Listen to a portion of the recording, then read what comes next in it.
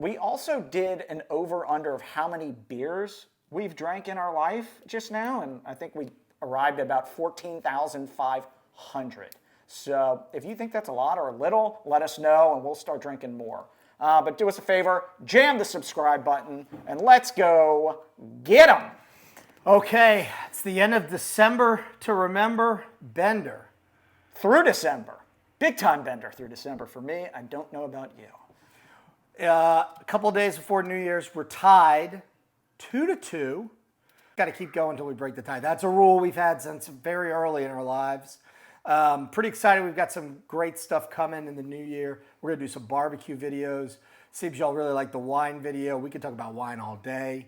We'll probably do some beer videos. Maybe some mocktails for those of you getting into Dry-Nuary. Who knows? 2023, it's going to be our year. So what we're doing today is we're going to do 1792 products. Elio Store Pick Full Proof coming in around 125 proof. We have the Sweet Wheat, which I think should be the easiest one for us to pick off because it is a wheater. And then we have the Small Batch, which I think is one of the best value bourbons out there. Great thing about these is they're all, except for the Sweet Wheat, pretty readily available. I don't have any 1792 rye products. I'm not sure there are any, or Barton products, so we're going to go with the always great 4-year Willet Rye. Like Rene said, it's a pretty important time around here. I've got to get this month right, or Rene gets not only to punish me, but gets to choose the next series. All right. So you're more familiar with 1792. Tell me a little bit about this distillery. What's their hallmarks? What is their thing? What's their jam? This could be a little bit challenging only because these are high rye bourbons. So, that could run into a little bit of trouble there when you're getting into the Willet. The full proof being 125 proof and the Willet being 112. Again, great value in the small batch. One of my favorite value bourbons. I don't have that much experience with the full proof, but I think that if you get your shimmy and I feel it in the ears, hopefully we can pick that one off. That has to be it. Also, I want to point out the difference in our pours. I'm pouring for Becker and giving him a lot to look at and taste, and I get like a drop. You barely drink anything every time I do it.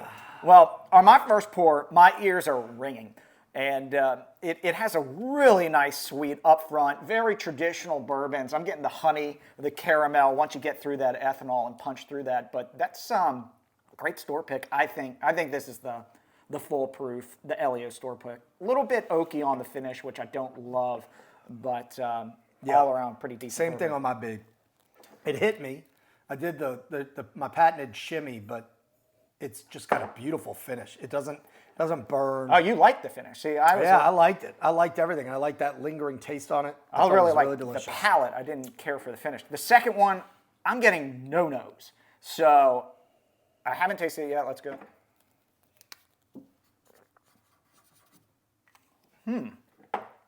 Really nice.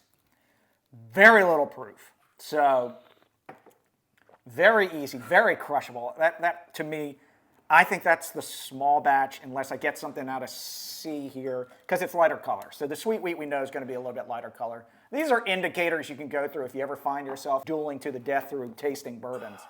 I mean, it is kind of cheating. This rye has a decently high proof as well. I mean, we're coming in at 112 proof on the rye.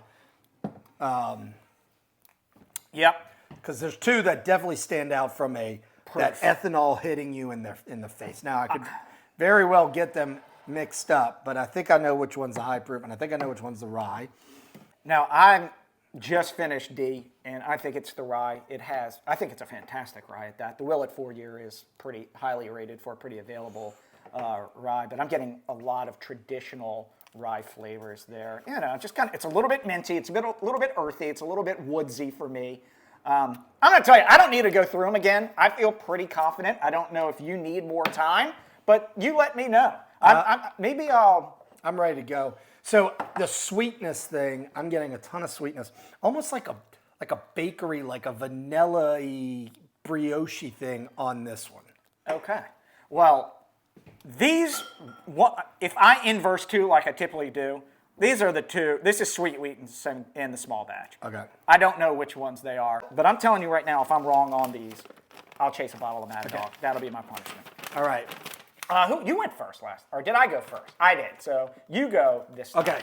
So starting left to right, A to D. I just got that delayed proof, you know, when it kind of gets you there. All right, go with. All right, what is? I'm looking at down at. Okay. All right. So I think A is the sweet wheat. Ooh, incorrect. Okay. But remember, the goal here is to get the rye. Right. That's who's going to determine the winner. And we also want to say what our favorite is. All right. B is the high proof Elio store pick. That's correct. Okay. C I have as the small batch. So I inverted those two. You did what I think I did. The D is the rye. You are correct. You are correct, sir. All right. So that means if I don't get the rye, you win for the month, and I am punished. And I go two up in the aggregate. And he gets to call the series for next All right. month if we put Catcher in the Rye to bed. So I'm going with A is my foolproof, That's the Elio's barrel pick? the store pick. Yeah. That's correct. And then now this is where I think I may have inversed them. We'll see.